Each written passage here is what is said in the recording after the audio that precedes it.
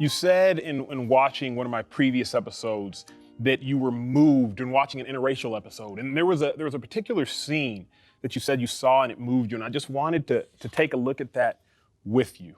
I believe it was that's her. Black men get their lives taken, be murdered by white people. Does it make you feel any differently about your white family? No. What about white people in general? Yeah, I get scared, in public or something like that. Why? I don't want that to happen to me. It's just sad to know that somebody might do that to people that look like me or Amos just because out of hatred of our skin color. It's just sad that someone would want to do that. It's scary about I might lose a brother, or I might lose my life, and then I don't want to leave this family. What was it about that particular scene, or even that particular episode, that touched you, Roger Goodell, the person? Seeing somebody living in that kind of fear is just not right. To have kids that can't go to the playground without thinking about fear and what can go wrong and what the color of their skin is, and does that put them at risk? We've got to fix that. We've got to make this world better, because it's just not right. You told me something, which again, I hope it's okay that I can share. You told me on the phone, you said, that scene made me realize I have to have conversations with my Black nephew. I didn't even realize you had a Black nephew. What kind of conversations are you referring to? Well, I don't look at him as a Black nephew. I look at him as my nephew. Yeah. He's named after my father, Charlie Goodell. And it's my youngest brother, and he actually has adopted 2 other kids. And I just look at him as my nephew. Yeah. And so I didn't think about, does he have that fear when he's walking out?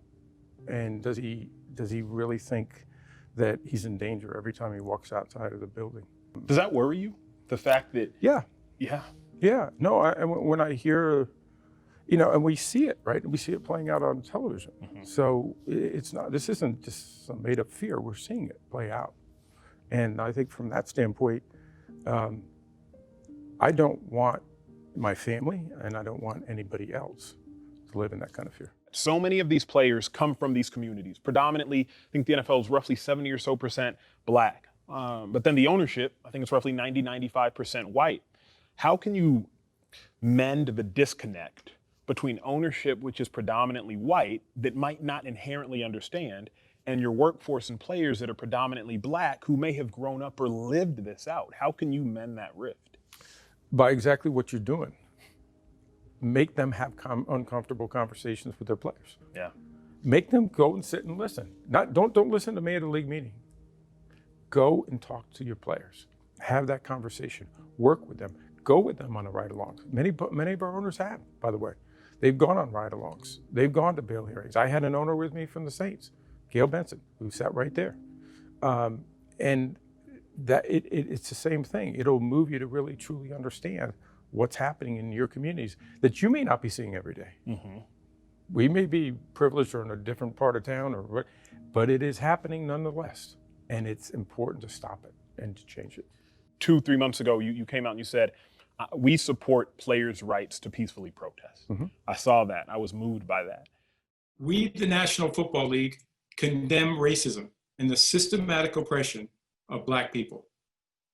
We, the National Football League, admit we were wrong for not listening to NFL players earlier and encourage all to speak out and peacefully protest. There's nothing more peaceful than bowing one's head and taking a knee. We've seen other sports now do it. Will you support players if they were to peacefully protest during the National Anthem this season? Yes, we have never disciplined a single player for anything at the National Anthem and in violation, and I don't intend to.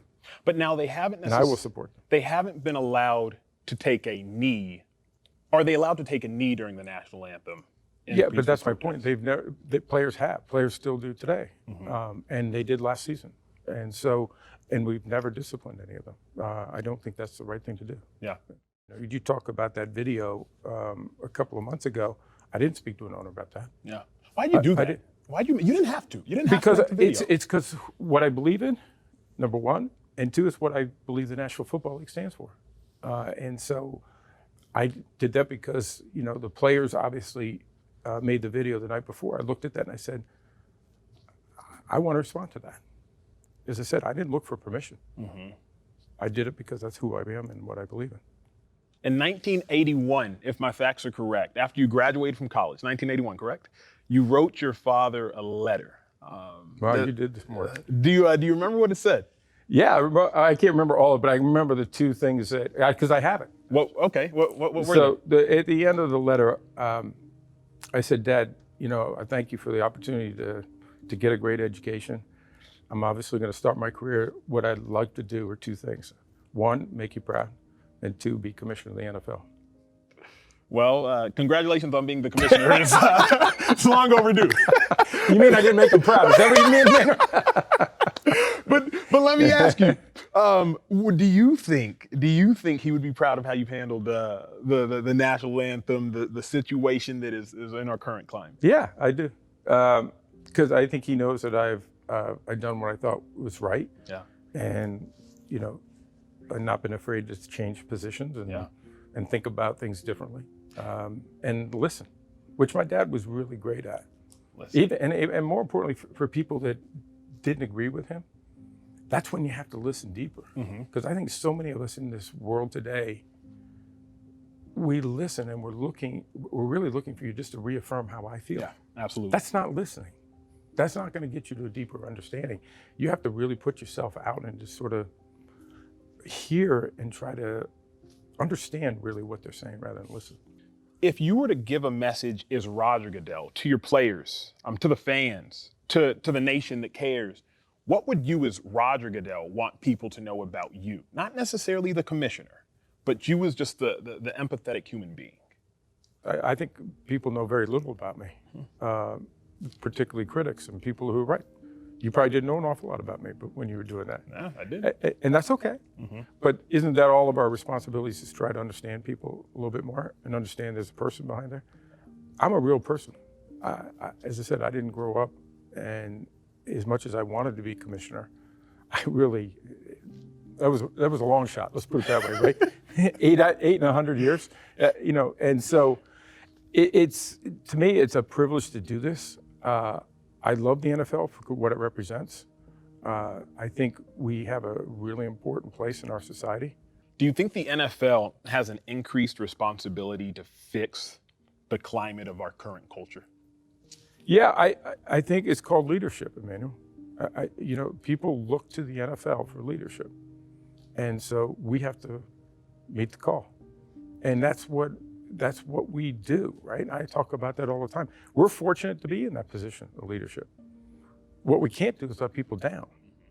Lastly, I guess, what would you say is your commitment to NFL players, specifically pertaining to social injustice? What is your commitment going forward? To use our platform to do more as Roger Goodell as an individual and as commissioner, for our league to do more. To support them in that effort, and to help try to find real solutions and real change, and not give up on that. Yeah. You know, as I said earlier, it's not going to get resolved overnight. Yeah. It's not going to get done by the end of the 2020 season. I believe the NFL's best days are ahead of it by a long shot, and it's my job to try to help make that vision become true, and I believe we will.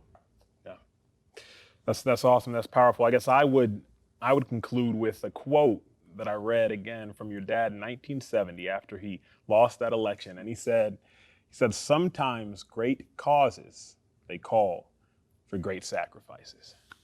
Thank you. Thank you for joining me. And Appreciate it. Thank you all so much for tuning in to another episode of Uncomfortable Conversations with a Black Man. Maya Angelou said it best when she said, to know better is to do better. Well, we now know better, so let's all do better. We'll see you soon.